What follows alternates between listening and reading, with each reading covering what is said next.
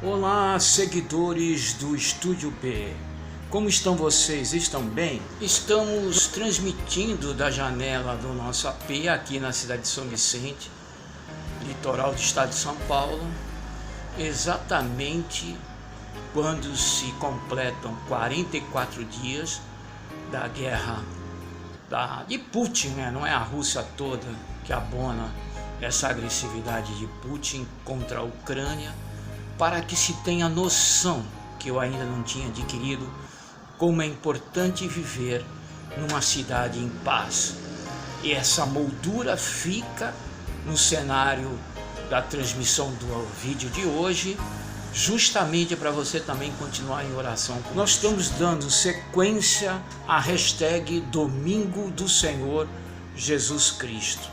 E fizemos uma série que o verbo veio lá da criatividade do pastor Ed Renekiewicz, a série Esperançar. E a batizamos essa série de semana, porque seriam 7 vídeos e já chegamos no de número 6. O que acontece é que o Ed René, há mês e meio, depois que apareceu uma advertência na região lombar que o impede de estar de pé, está afastado das reuniões da IBAB, o que tem nos feito estar em oração por ele, pelo ministério dele e principalmente por aquela comunidade da IBAB, Igreja Batista de Água Branca.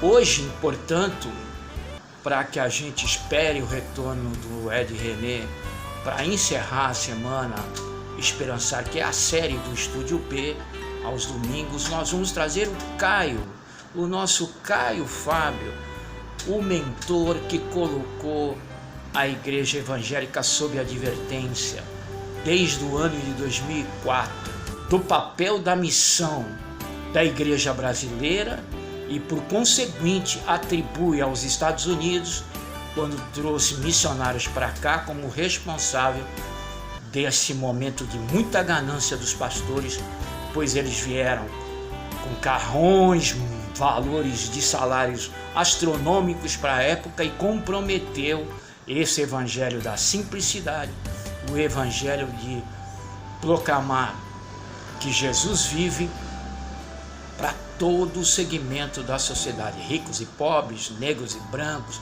e isso hoje não é entendido pela igreja brasileira. Vamos ouvir nosso Caio.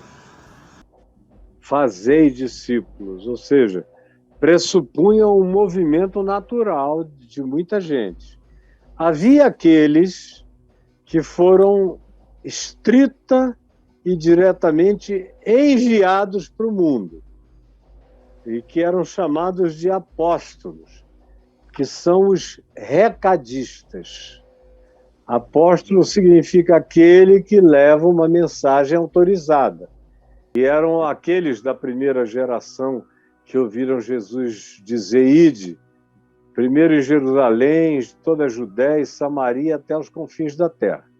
Isso foi o primeiro impacto, eles não obedeceram, ficaram por ali, não foram a lugar nenhum, até que a perseguição que veio por causa do testemunho de Estevão acabou, como diz Atos 8, dispersando-os.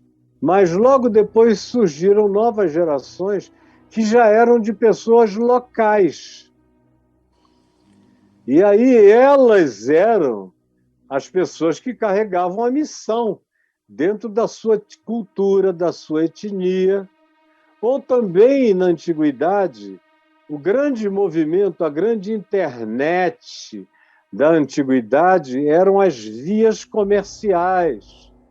A chamada Via Maris, por exemplo, que ia do norte da África, cortando, singrando o Oriente Médio, cortando a Turquia, a Ásia Menor, e chegava à Índia, chegava ao Paquistão, chegava ao Tibete, chegava nos lugares mais distantes.